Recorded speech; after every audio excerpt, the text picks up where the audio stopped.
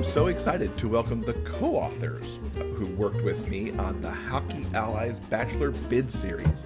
We've got RJ, Vicky, Susan, and Chantal here. Hello, everybody. Hi. Hi there.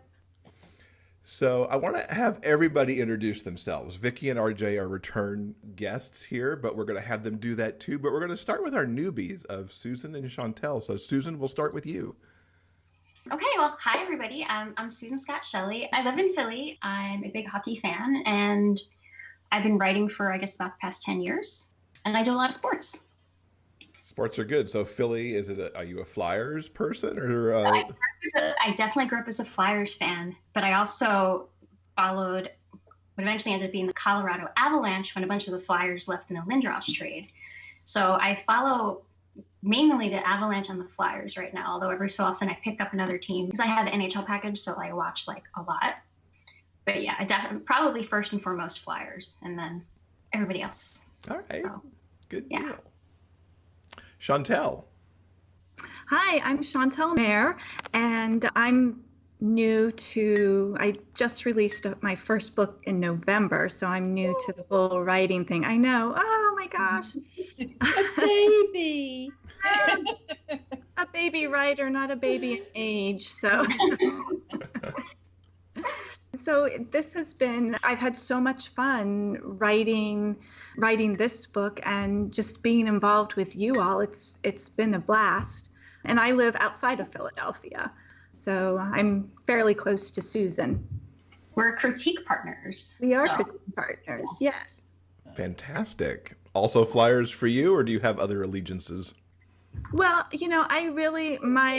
my allegiance really is with Gritty. I mean, where he goes, there I shall go also. Best mascot ever. I mean, really, what else is there? All right, Vicky, who I already know is a Rangers fan. Everybody knows that. The first thing people say, that broad that likes the Rangers. Yeah, I know her. I'm Vicky Locey. I write under the super secret pen name of VL Locey. I've been writing hockey romances for about 8 years now. And then 2 or 3 years ago, I guess RJ and I started writing. Has it been that long? I think it's been about 3 years. Yeah, 3 years this summer. Wow. Yeah. Wow, that went fast. So we co-author, we're on our third hockey romance series now. And yeah, I'm a Rangers fan. I live in Pennsylvania, but way up at the border where I border along New York. So that's why I say I follow the Rangers. Excellent. And RJ. Hi, everybody. I'm RJ. I live about 40 miles northwest of London in England, if you can't tell by the accent. I am a Penguins fan. Woohoo! Even though Chantal and Susan are Flyers fans, they're okay people. I don't really have a second team. I follow bits and pieces of the Rangers because with Vicky as a bestie, you can't really not, because you get to hear it all. And obviously, I was hugging her very gently when her man left. Mats! We can't talk about Mats. And obviously, when Flower went off to Vegas, I was heartbroken. So, yeah, I keep my eye on him as well. I followed the Knights for the same reason, because I was devastated when he left. Oh, devastated, yeah. This year, it's my 10-year anniversary of writing. Congratulations. Yay, thank you. Big celebration soon. And I've been writing hockey romance for about 4 years. The last 3 years with Vicky. The last book we wrote in 3 weeks, flat, maybe less. Wow. Literally, it just fell out of us. And it's possibly the best thing we've written together, I think. And as we record this on the Saturday, the release is tomorrow. So it's quite exciting. Oh, wow. Great. Yeah. What's the name of it? Tell us the name. Shadow and Light. Excellent. I love that title. That's a good title, yeah. Shadow and Light. But the best one we've got is book 4, which is Sugar and Ice. Ooh. How cool is that? But this is our third hockey series that we've written together, as Vicky said, and it's been a lot of fun. I mean, I've had to put up with Vicky, but other than that, it's been great. After 3 years, you probably know how to do that, though. So. Yeah. Yeah. She just tones me out completely now. So all projects have their origin story, and the origin of Hockey Allies Bachelor Bid lies with Susan. Yes. Tell us how this came about and how you went about finding everybody to play in this world with you. Sure. So I found an article on Outsports, and they were talking about the New York Gay Football League and how they were holding a bachelor auction to raise money for, I guess, something for the league. And I was thinking to myself, that right there, like, that's totally a romance novel, right? Like, I could just see all these, like, sports guys coming together for a bachelor auction. And I'm like, well, obviously, hockey is my first love. Like, I like football too, but like hockey's like my thing. And I love RJ and Vicky, and I loved the Railer series. And I was like, I have to immediately talk to RJ and Vicky. And that's how it kind of started. And RJ and Vicky, what did you guys think of the idea of the bachelor auction as the tie together? Oh, I think it's a brilliant idea. I just think it's so cool. Yeah, we were like totally in. The first time Susan mentioned it, we're like, oh yeah, we're there. I just thought it could be like everyone's series all coming together, and like, I guess like I'm a fan anyway of theirs, and like I love them, and just like I wanted, my Buffalo team to have other people to play with. So. I think when I was growing up, I very much loved, that kind of old Mills and Boon type stories where there was some kind of auction, and that the rich guy got the girl, or the girl got the rich guy, or whichever way around it is. And I just loved the thought of these. I mean, we have got some really good looking hockey players out there in real life. So it was very easy to get inspiration. Yeah. And I also liked how like this idea, it grew, and it's encompassing the whole LGBT community and hockey. And I really liked that idea a lot, and that, we bring the LGBTQ community together for this bachelor auction, and all of our individual players are involved. And it was just a really, really good idea. Yeah. That took weight immediately. Inspirational. Yes. Yeah. Because Hockey Allies in the series is an organization that we kind of modeled after You Can Play, which, of course, is an organization that seeks to fight for equality and respect and good sportsmanship across the board, regardless of sexual orientation or gender identity. So it all fed in really well together. Yeah, it did. And also because the hockey world in itself, if you're a fan long enough, you come to understand that most of these guys know each other. I mean, they've billeted together, or they've played in college, or they've been on this team, that team, this team. So it's just it fits that they would all at least know each other and be like, oh yeah, hey, hi there, I remember you from when we were playing back in junior, and so it's just everything just melded really well. Yeah. Chantal, how did you come to the group? Because as you noted, you're the newbie here. What was your entry? Well, Susan and I usually meet monthly, have lunch, and we do plotting and, critiquing. And so she was telling me about this idea, and she said, you should write something. And I was a little leery because, again, I'm a newbie. But as usual, Susan was encouraging. And so I was like, okay. And my guys just kind of appeared, and so we have a story. So it was Susan's fault. So it's all Susan's fault. I take full responsibility. Chantal is an amazing writer, and I've been in love with one of her minor characters from her book that she released in November. And I kept saying, he needs a story. And eventually I know she's going to do the story because I will badger her until it happens. But I started his story. She was planning on doing LGBT stories, and I was thinking like, well, this is a great way to get in. Like, this is a great group of people, and I just really wanted to be in a project with her, and it all just came together, and her story is amazing. I got to read it first, and I'm very happy. It's so good. That's really good. I'm really, really impressed. Yeah. Very, very good. Yes. Thank you. I'm the odd man out. I haven't read it yet because I've been trying to finish my own. I got to get on that. There's always one that lets I still love you. Susan mentioned you were going to write an MM story. Your first book was MF. Yes. How was it kind of getting into the MM romance as a writer, and had you been reading it before that? Oh yeah, I mean, I read everything, so yeah, I've always read it. I didn't find it.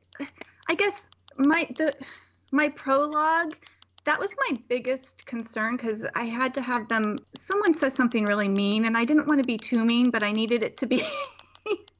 I needed it to be bad, so that was my big concern.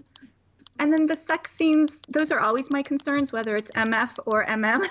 So agreed. I think the thing with this story is it was the first time I wrote in first person. And I don't know why I wrote it in first person. That's just how it came out. So that was different for me. Okay, that's cool. Yeah, for some reason I started in third, and I'm like, this is so wrong. So by chapter 5, I was back in first. Yeah, you know, don't you? Like well, I always write in first, but like, yeah, you know, when it's not working quickly. Yeah. I'd never written in first until I met Vicky, and we decided to start writing Tennant and Jared's story and changing lines. And it was like, first person, no, I can't. I'm not sure I could do that. I think it just wasn't me. And then literally the first chapter I wrote, I was hooked. And quite a few of my books now are in first person because it just feels like I can get inside their head more. So yeah, I think because I wrote their trauma scenes, which are only for me, I wrote them in first person, and so I think I guess that's why then I felt like I had to write them in first person. I don't know but again, they just came out that way. Cool. It worked really well. And I think I got to the project. I tried to go back in chat histories, and we've been working on this project for, I think it's almost been a year, and maybe only 9 months, but I think it was either Vicky or RJ who brought me in, because we'd worked together on Changing on the Fly 2, and it was one of you guys who said, hey, there's this thing, and I'm like, yes, please. I didn't even need to really think about it. If it's a good thing, then it was me who suggested it. And if it's a bad thing, the nice thing is we all worked so well together, because I mean, initially there was only the thread of the idea of there would be this bachelor auction, and everything would connect through there, and then everything else, you know, we had a couple of big planning sessions of who the characters were and what the auction would be like, because of course we can't all have auctions that sound different. Right. Yeah. What did you all think of how we planned and organized? And especially if you've done shared universes before, how did this kind of compare? This was my first shared universe. There was the very first anthology I was in. All of our guys were on the same team, and it was a cup winning team that was kind of put together like Vegas. But that was the only connection, and it was basically the summer after the cup, so we didn't have to have our teammates involved at all if we didn't want to. So this was the first time that I've been in something where we actually had to know each other's players' names, and when the auction was going to be, and what the hotel looked like, and what the auction looked like, and who the MC was, and all that stuff. But I think we did pretty good with I like to see things in front of me. So having our docs with all of the information, our files, really helped, because I need plans. I need it on paper. So everybody was so good with getting all of that information together, and I think it really helped really shape the world well. Yeah, Google Docs. Vicky and I use those a lot when we're planning for our joint books, because they're free, they're out there, and it's one place where you can see absolutely everything that forms part of the series. Yeah, I think it worked really well. I think it was really smooth. And I think Chantal mentioned before we came into the recording part that is this not how a project normally works? And we had to say to her, not always, no. Right. Sometimes it isn't as smooth. So fair play to us for... I'm blaming all of you for ruining me then, because it's been such a lovely experience. Well, we're going to have to do it again then, aren't we? Yes. Oh, I love that. Let's dig into talking about these books a little bit. Now, we've structured them So they can each totally be read standalone if desired. But I think, between the five of us, we've always kind of had an order that we envisioned how they would go. So I'm going to go in that order as we talk about the books. And that means we kick off with RJ's Guarding Garrett. Oh, yeah. Well, the reason I thought that mine probably should go first is because my book actually kind of ends around the auction, and the action culminates around the auction. So you've got the build-up of poor Garrett, who is this big, strong, Tyler Sagan type, Instagram lovable, gorgeous guy who doesn't take any shit from anybody, and on the ice he's like a god. Invincible, but then he gets a stalker, and that's where Jason comes in, and their relationship grows against the threats and the danger and the secrets that unfold, and it kind of comes to a head around the auction. So my book actually ends just with the auction and what happens at the auction, so it kind of makes sense that mine built up to that, and then you can go on to the next person, but they can all be read as standalones. They all happen at different times around the auction. It's not like everybody's chapter one is, here's the auction, this is how our guys met, and then the story happens. So it fits in different places. I really like how we did that too. We didn't even really talk about that. It just kind of happened that way. Yeah. Very organic, wasn't it? It was. It's just brilliant. I just really enjoyed writing it, and I love bodyguard stories anyway, because I've got several of my series are based around bodyguards and forced proximity and love and the angry kiss. It's all my favorite tropes all rolled into one book. So it's like her angry kisses, I can tell you that. I do like my angry kisses, and there is one in this book, so that's a plus. That's a tick. Kind of the other thing I like too is that we all went in kind of different tropes and subgenres too. Yeah. And that was organic also. Yeah. We had a blank canvas, didn't we? It was like, right, take two guys, Right. and write their story, and it could be any story. It could have been anything at all. If it had been around Christmas, I'm sure we'd have all come up with different stories that involve Christmas. But it just so happens that we wanted to set this story around the now not happening Stanley Cup. That's the thing, right? We organized our release, so the books all go on pre-order, wide release on March 31st. We do a wide release on April 7th, which should have been the beginning of the Stanley Cup playoffs. And then we go into KU on April 9th. But yeah, now we're giving everybody hockey when there's no hockey to watch. Exactly. So really, it's a very altruistic project. Vicky, tell us all about Loving Lane. Loving Lane. Well, when I first started to wrangle up an idea for this story, I'm not a plotter at all, so everything is very organic with me, but I generally will settle on the trope, and if I can do an age gap, then that's the trope I'm going with. That's my jam is an age gap. So Loving Lane is that it's an age gap, and it's also a best friend's father, which is an interesting, I've never written one of those before, and it was a very interesting dance to get it so that everything worked well in the story, and that things weren't too, even my editor at one point was like, "Are you sure about this?" I'm like, yep, it's fine. Yeah, they'll be fine. But it's about basically a journalism major who is pulled to Chicago, where the bachelor bid takes place, by his best friend, and his best friend is sitting on this huge secret, and the secret is revealed during the bachelor bid in a very public way. So I don't want to give away a whole lot, but I probably did, saying the best friend's father. But oh well. Yeah, yours was the first book I read, because you finished this book, I think, before most of us had even started on the rest of them. Yeah. She's insanely productive. Yeah. I am. Yeah, I I'm like the very little kind monkish of about that kind of stuff. the secret mystery kind of thing was really interesting to me, and how it all worked into the story. Yeah, it was like I said, it was quite a little bit of a tap dance, because that trope can be kind of like it can make people go, oh, like not the age gap. Well, the age gap can too, but it's a pretty substantial age gap as well, which also is my jam.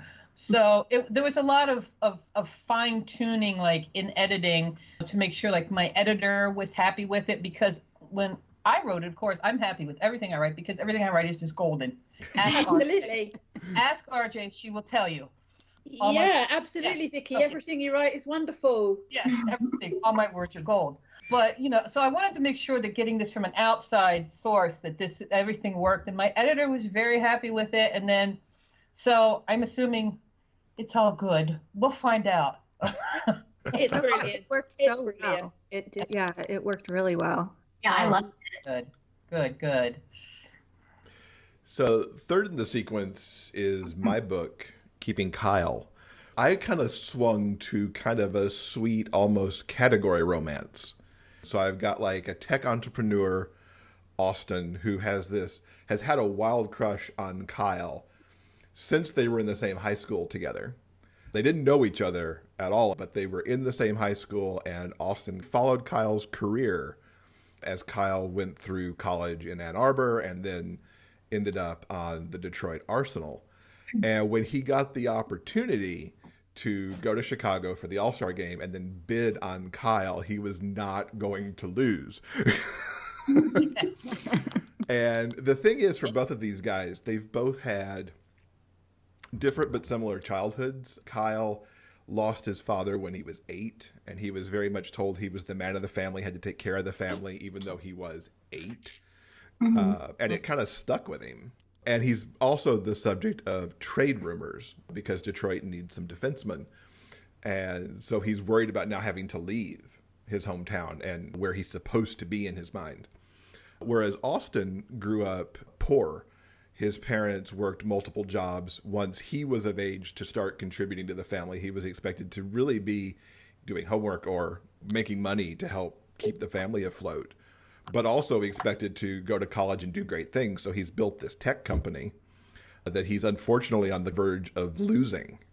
And so he's a workaholic trying to save that. And so you've got two people who really don't see time for a boyfriend and have all this other stuff going on. But then there's a little something that kind of pivots their perception of things and what their lives maybe should be.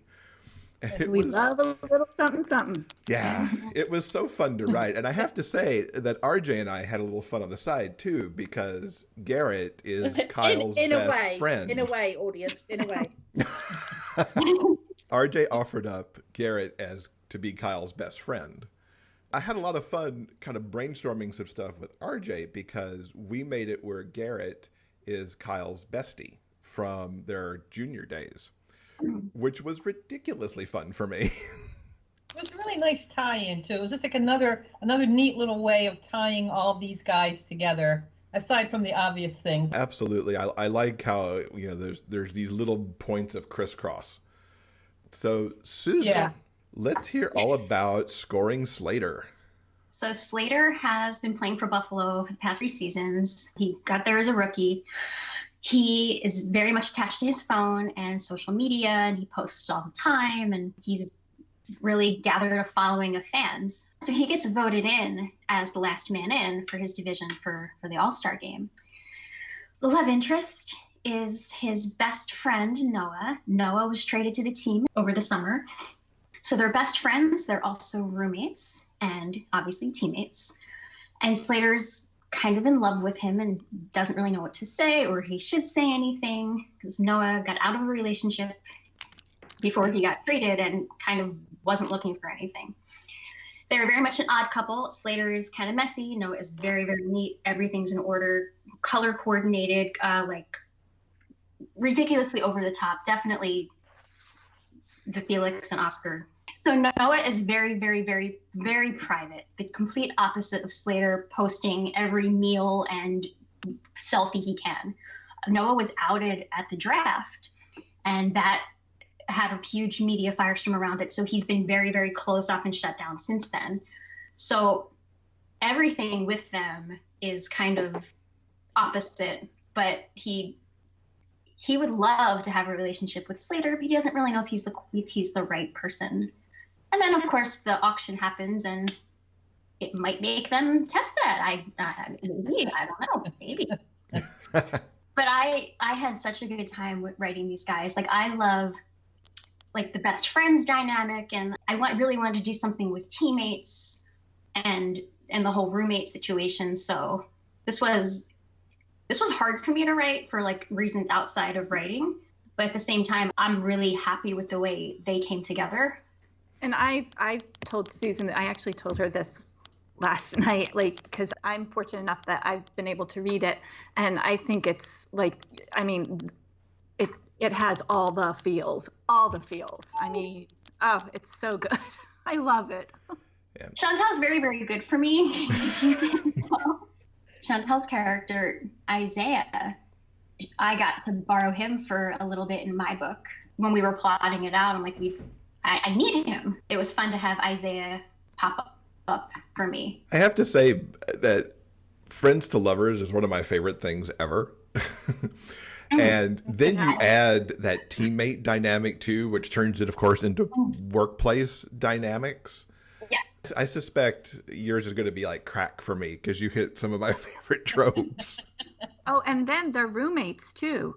So just False saying. proximity. It just piles on. We have it. Just saying. These books have just about a little something for anybody, don't they? Yeah. Whatever your Jim Jam is, we have it for you in these books. Yeah, for sure. So, Chantal, tell us all about absolving Ash. So Ash needed to be last because Ash actually retired 10 years prior. He retired from the NHL at the age of 24 after he injured Isaiah so badly that Isaiah had to leave hockey at the age of 20. And so my guys are, I mean, Ash is just he's so tormented. I love a tormented. I love torment.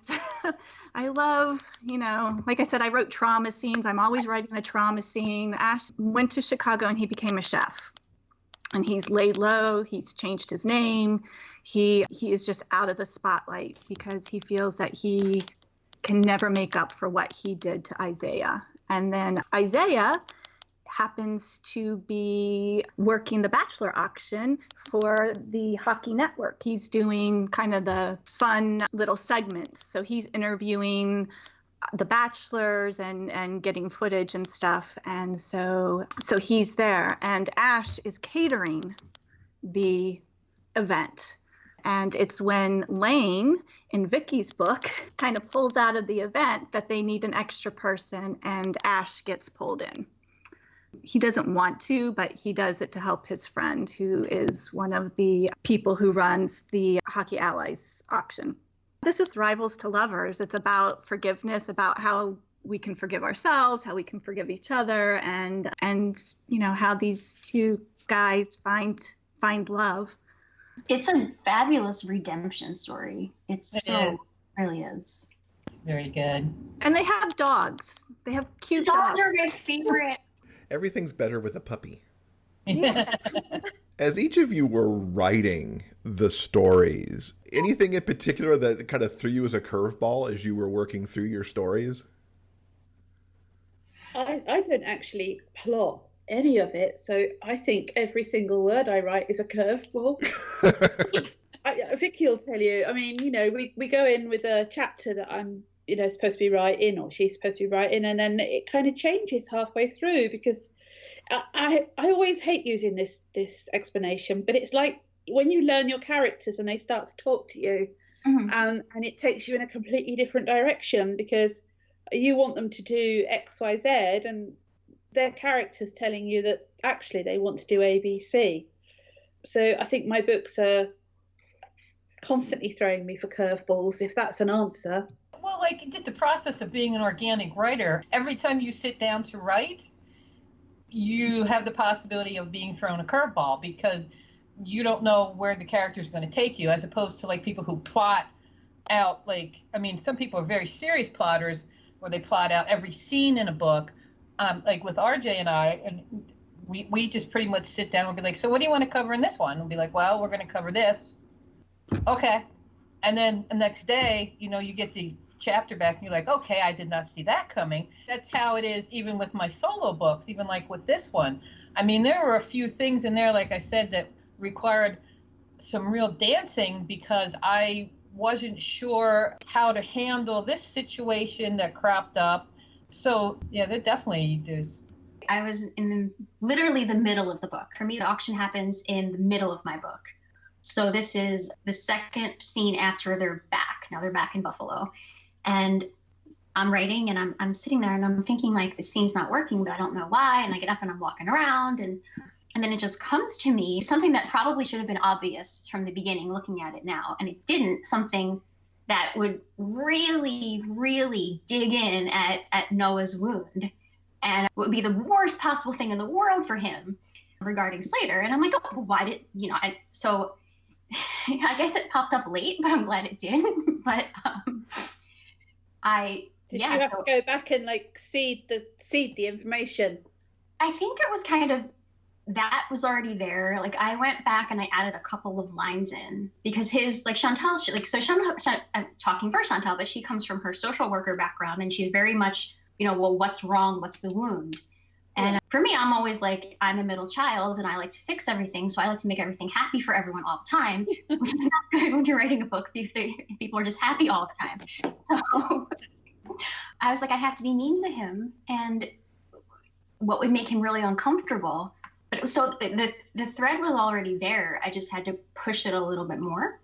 So, but I'm happy that popped into my head because it definitely made the conflict stronger. So yeah, it definitely works. I think for me, one of the things I found surprising is that I actually plotted. I've not really plotted as much as I plotted this book with Susan, and I found that it was really a lot easier to write. So that was actually surprising to me. Susan and I sat down one day and I knew, you know, what beats I was going to hit. I didn't necessarily know how I was going to get there, but I knew I needed to get there. And so that actually surprised me, is how much easier it was for me to write that way. Kind of surprises in Kyle. These days I plot, like the last couple years of books, I've plotted pretty heavily, but in plotting Kyle, the fourth act was kind of a black hole for me. I kind of, obviously I knew I was headed towards a happily ever after, but I kind of didn't know what the dark everything falls apart moment was or how they fixed it. At the time of writing, I was in a online class that Rachel Herron teaches called 90 Days to Done.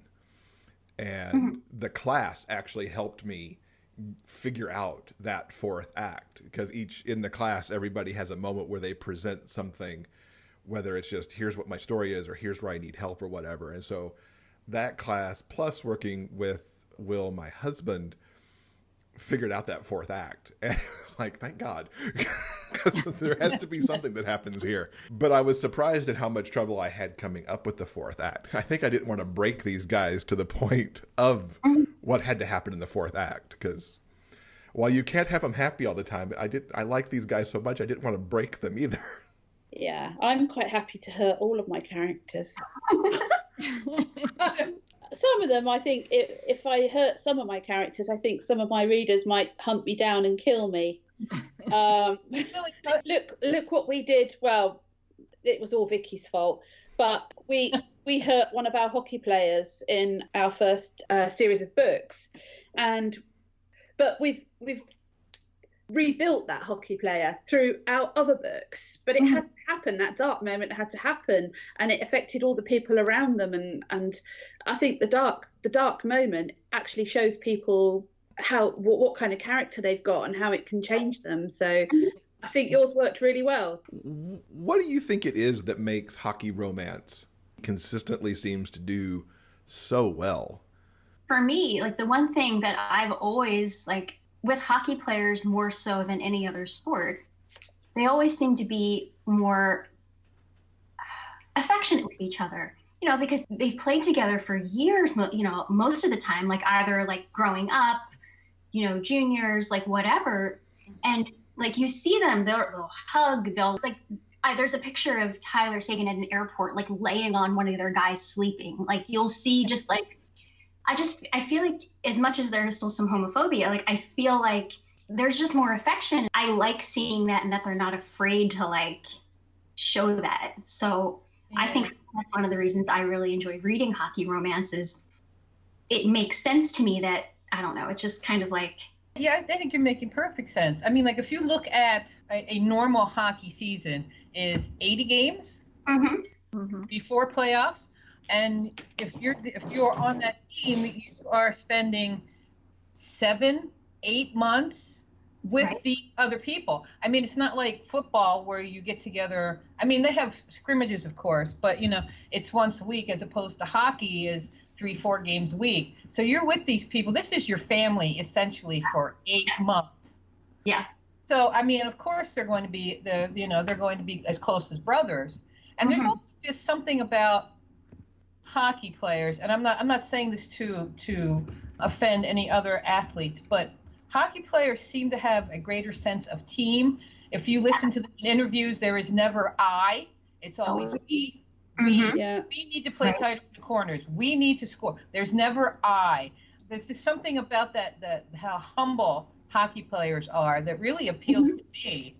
And I think that starts from a young age, because if you look at, I mean, where I live, hockey is so big, with kids. And I mean, even at like age 4, like kids are out there. I mean, it's insane. But there's just there is this community, this camaraderie that begins at such a young age. And I think that you see that throughout their careers. All right. As we wrap up, it'll be good to hear from everybody kind of what's coming up next and what your website is so that people can follow along to make sure that they keep up with your book. So, Chantal, tell us what you've got coming up after this Hockey Allies book. So I have the second book in my friendship series, which is male-female, coming up, and that is Running from Friendship. So hopefully that will get out sometime in April, May, something like that. And then I hope to write a story about Leon, who is the character that Susan touched base on, who's in my first book, Returning from Friendship, and that will be a male. I hope to get his story out because I love him. He's such a fun character. My books and newsletter and everything can be found on my website, chantalmer.com. Fantastic. And Susan, what's headed up next from you? So the next thing I have coming up is the book 2 in my Bliss Bakery series. It's currently titled Falling Sweetly, but that title may change. That is male, just like book 1, which was Sugar Crush. So that should be out, I'm hoping for June/July. And then after that will be the third book in my football series, which is male-female, although that series is mixed MF and MM, just like my hockey Buffalo series is. So I've been needing to get back to football, so hopefully that book will come out in time for football season. And all of my books and everything else about me are on my website, susanscottshelley.com. All right, Vicki, what's coming up next for you? Oh, my goodness. Well, as my effervescent co-author mentioned earlier, we have Shadow and Light. That will be available when this comes out. And then, of course, Loving Lane.